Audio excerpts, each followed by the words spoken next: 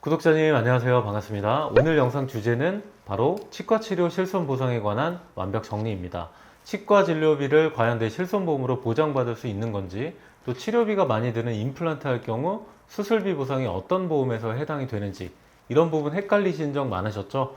그래서 오늘 영상에서는 치과치료 실손보험 세대별 보장 차이, 치과치료 시 보장되는 질병 코드, 임플란트 치조골 이식 수술 시 수술비 지급 여부, 또 만 65세 이상 어르신분들의 임플란트와 틀니 본인 부담금 실비 청구까지 깔끔하게 정리를 해드리겠습니다. 여러분 혹시 치과 치료 받으시고 이건 실비 적용 안 되는 거 아니야 라고 포기하신 적 있으신가요? 그렇다면 오늘 영상 끝까지 시청을 해주셔야 됩니다. 여러분이 놓치고 있는 숨은 보험금을 제가 확실하게 찾아드리겠습니다. 오늘 정보가 도움되시면 구독과 좋아요 한 번씩 부탁드립니다. 먼저 실손보험은 가입 시기에 따라서 이렇게 나뉩니다. 2009년 7월 이전 가입한 1세대 실손, 2009년 8월부터 17년 3월까지 가입한 2세대 실손, 그리고 2017년 4월부터 20년 6월까지 가입한 3세대 실손, 그리고 21년 7월부터 현재까지 판매 중인 4세대 실손으로 분류할 수 있습니다. 1세대 실손보험은 말 그대로 실손 전액 보상의 상징이었죠. 입원할 경우는 치료비를 100% 보장을 했고요. 통원할 경우 5,000원만 공제하고 보장되던 전설의 보험이죠. 먼저 실손보험 중에서도 1세대 실손을 가지고 있는 분들은 대부분 이렇게 알고 계실 거예요. 충치나 신경치료, 임플란트 이런 치과치료는 실손 청구 대상이 아니다. 이 말은 절반은 맞고 절반은 틀립니다. 1세대 실손은 대부분 치과의원에서 받은 치료는 약관상 면책인데요. 즉 충치나 신경, 잇몸치료 같은 급여 항목을 포함해서 충전이나 크라운 임플란트와 같은 비급여 항목들은 치과의원에서 하면 청구가 불가능합니다. 그래서 많은 분들이 치과 치료는 실손으로 청구가 안 된다라고 생각하고 아예 포기하시는 분들 많은데요. 근데 여기서 중요한 약관상 예외 규정이 하나 있습니다. 바로 의료기관 종류에 따른 차이인데요. 1세대 실손 약관을 확인해 보면 치과의원과 치과병원에서 받은 진료는 보장하지 않는다라고 명시가 되어 있습니다. 즉 의원이나 병원급이 아니라 종합병원이나 상급병원의 치과에서 진료받은 이 급여 항목이라면 청구가 가능하다는 얘기입니다. 그럼 많은 분들이 상급병원은 의뢰서 없으면 안 되잖아요 라고 물으시는데요. 치과 치료만큼은 예외입니다. 이 상급병원 치과는 의뢰서 없이도 방문이 가능하고요. 건강보험 역시 적용받을 수가 있습니다. 이 말은 상급병원 치과에서 충치치료, 신경치료처럼 이 건강보험 적용을 받은 급여 항목은 실손보험으로 청구가 가능하다는 뜻이죠. 예를 한번 들어보죠. 1세대 실손 가입자 우리 60대 남자분이 동네 치과의원에서 신경치료 실손 청구를 했지만 실손 청구를 거절당하셨습니다. 그런데 보험약관 확인해 보니까 치과의원과 치과병원에서의 치료만 제외였고요. 이후에 종합병원 치과 외래로 치료받고 실손을 청구했고 이 급여 항목, 치과 항목에 대해서 실손 보상을 받으셨습니다. 이런 꿀팁에 대해서 모르고 지나가기엔 너무 아깝죠? 꼭 주변 지인분들께 공유를 해주시고요. 1세대 실손보험 치과치료 보장에 대해서 요약 정리해보자면 동네 치과의원이나 치과병원은 청구가 안 되고요. 종합병원이나 상급병원의 치과를 이용한 급여 항목이라면 의뢰서 없이도 치료가 가능합니다. 다만 급여 항목만 보장이 되고요. 비급여 항목인 임플란트와 크라운은 여기서 제외가 됩니다. 여기서 한 가지 포인트가 있습니다. 상해로 인한 치아 손상이라면 1세대 실비 중에 상해 의료비란 실손에서 임플란트와 같은 비급여까지 모두 충원 가능하니까 별도 확인이 필요할 것 같습니다.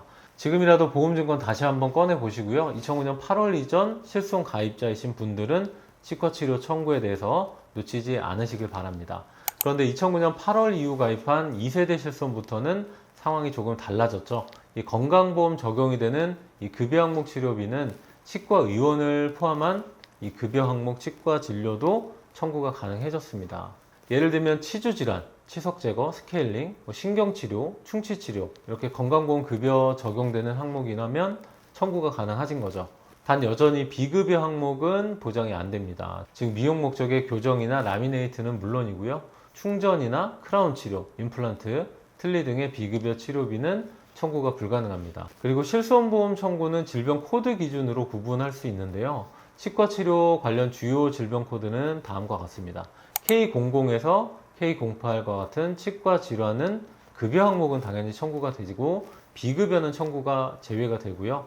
하지만 모든 이 치과 치료의 비급여 항목이 보상에서 제외되는 것은 아닙니다. K09에서 K14 구강 및 턱의 질환에 대해서는 급여, 비급여 항목 둘 다 청구 가능합니다. 예를 들어 K12 구내염, K14 구강 점막 질환은 급여, 비급여 모두 보장이 가능한 항목이라는 거죠. 내 실손보험이 몇 세대 실손인지 보험증권이나 고객센터를 통해서 확인해 주시고요. 병원에서 치료받은 질병 코드 확인해 주시면 됩니다. 그리고 치료 항목이 급여인지 비급여 항목인지 우리 영수증과 진료비 세부 내역서 확인하실 수가 있습니다. 정리해 보자면 1세대 실손은 대부분 치과의원에서는 보상이 안 된다고 알고 있지만 종합병원이나 상급병원 치과에서는 가능하다는 거, 그리고 2세대 이후 실손보험에서는 건강보험 급여 항목은 모두 보장이 된다는 거 기억해 주시면 되고요. 그리고 K09에서 K14 구강 및 턱의 질환에 대해서는 급여 항목과 비급여 항목 모두 청구가 가능하다는 부분 기억해 주시면 되겠습니다.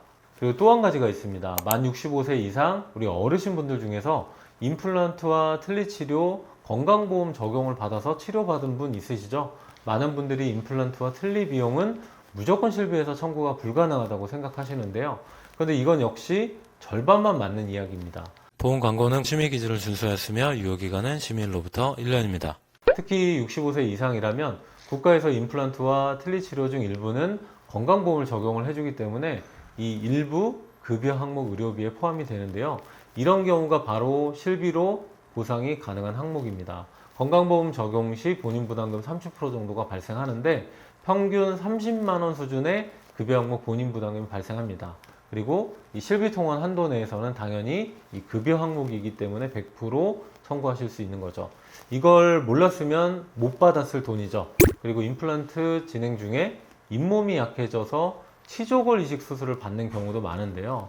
문제는 이 수술이 최근에 판매되는 보장에서는 제외된다는 점입니다. 하지만 2007년 이전 가입한 이 생명보험사의 종신보험 또는 건강보험 등의 이 수술비 특약이 포함이 돼 있다면 얘기가 달라질 수 있는데요. 2007년 이전 질병수술비 특약에서 치조골 이식 수술을 1에서 3종 수술비 기준 2종 수술로 보상이 가능합니다.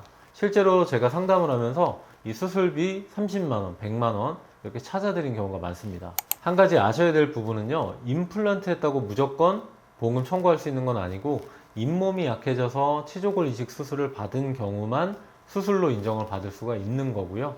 또 치아 한 개당이 아니라 수술 1회당 매회 보장된다는 부분입니다. 자, 그럼 정리해 드릴게요. 만 65세 이상이라면 임플란트와 틀니 치료도 실비 청구가 가능할 수 있다는 부분, 또 치조골 이식 수술은 2007년 이전 가입한 수술비 보험에서 청구할 수 있다는 거, 보험 청구 기한은 3년이 지났더라도 한번 청구해보자. 그리고 많은 분들이 모르고 있는 내용인데 1세대 실비 중 일반상의 의료비 보장이 있는 경우 임플란트와 같은 비급여 항목까지도 보상받을 수 있다는 부분입니다. 예를 들어서 뭐 교통사고나 자전거 타다가 또는 넘어져서 치아가 깨진 경우라든지 음식물을 씹다가 치아 파절된 경우, 그리고 스포츠나 외부 충격 등의 경우, 이런 경우면 크라운이나 브릿지, 임플란트까지도 전액 보상되니까 급여, 비급여 항목 전부 청구할 수 있다는 점입니다. 다만 미용 목적의 심리가 목적이 아니라 치료가 목적이어야 되고요. 그리고 이런 상해 사고의 경우 골절 진단 및 특약도 확인해 보셔야 됩니다.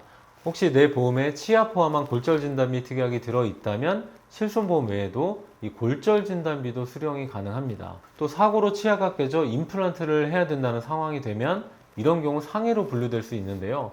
잇몸이 약해서 또 치조골 이식 수술을 해야 된다면 이 상해 수술비 특약에서 수술비로 보상이 가능하니까 이런 경우도 가입한 보험 꼭 확인해 주셔야겠습니다.